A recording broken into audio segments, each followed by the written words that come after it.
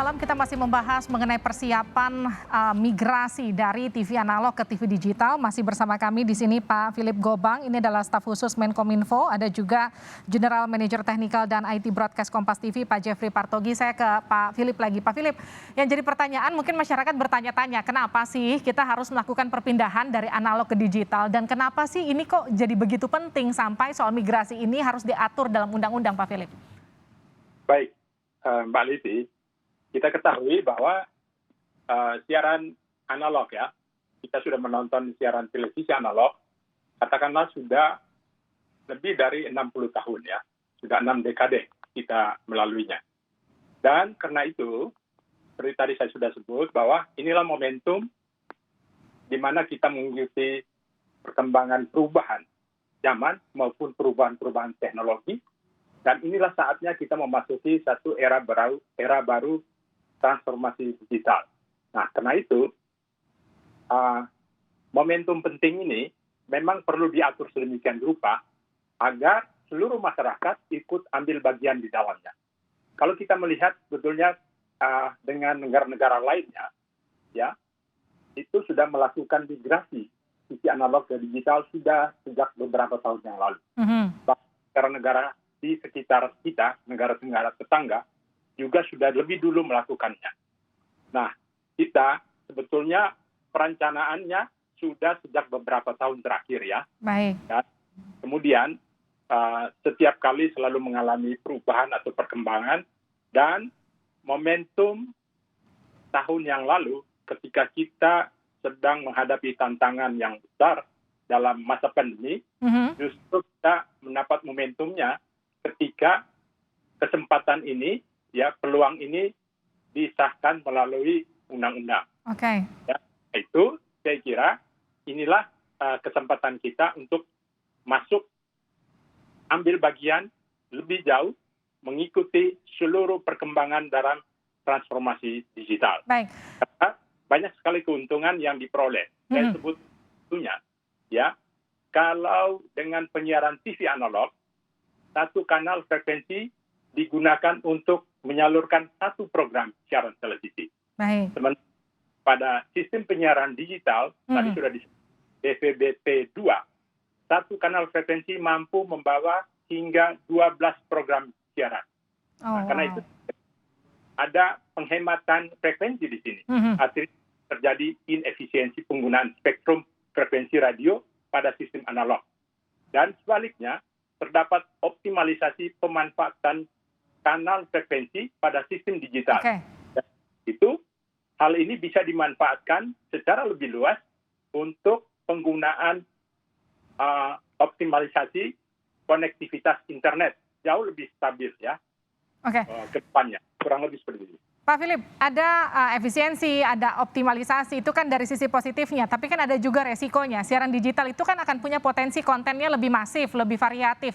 Bagaimana sistem pengawasan konten untuk memastikan isi tayangannya itu akan tetap bermanfaat buat masyarakat nantinya? Nah, ini juga betul terkait ya, bahwa kesempatan atau peluang-peluang konten itu akan lebih bervariatif ya. Karena kreativitas, inovasi di situ akan muncul ya.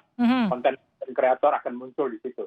Nah, saya kira ini sudah ada tugas ya dari Komisi Penyiaran Indonesia yang akan ambil bagian juga dalam melihat tayangan atau konten-konten ya yang ditayangkan melalui siaran televisi digital. Dan saya kira teman-teman di Komisi Penyiaran sejak beberapa tahun terakhir juga bersama-sama dengan Kementerian Kominfo sudah mensosialisasikan persiapan perubahan ini. Baik. Sudah berbicara juga dengan semua mitra terkait ya, para penyelenggara siaran televisi untuk memastikan bahwa konten-konten yang dikreasi kemudian untuk tayang di siaran televisi digital tentu betul-betul yang dibutuhkan, yang positifis, yang produktif, dan seterusnya. Seperti itu. Baik, saya ke Pak Jeffrey. Pak Jeff, coba tolong kasih kita tips untuk kemudian masyarakat yang mau beralih dari siaran analog ke digital agar siaran Kompas TV-nya bisa ditangkap.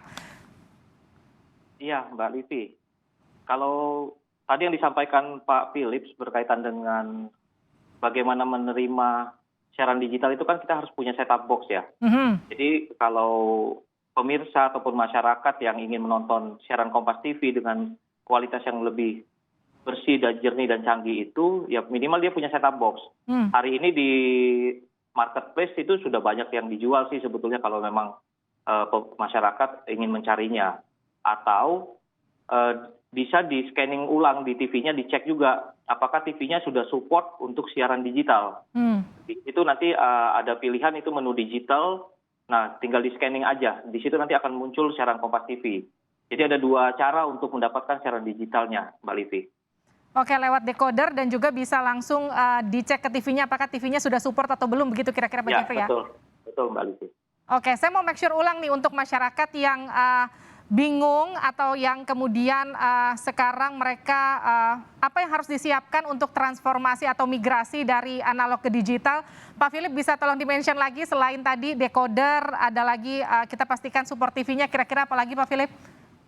Ya, saya kira karena kita tinggal untuk tahap pertama, mulai hari ini tinggal 10 hari ke depan ya. 10 hari lagi kita akan memasuki tahap pertama. Karena itu saya kira bagi masyarakat yang saat ini masih menonton siaran televisi analog, ya bisa mendapatkan set-top box di berbagai toko elektronik atau di toko online ya. Sebab pada tanggal 30 April secara bertahap di wilayah-wilayah tertentu tadi seperti saya sudah sebut, siaran TV analog dimatikan. Artinya apa? Masyarakat yang belum memasang set-top box ke perangkat televisinya di rumah pasti tidak akan mendapatkan siaran karena siaran TV analog sudah dimatikan ya.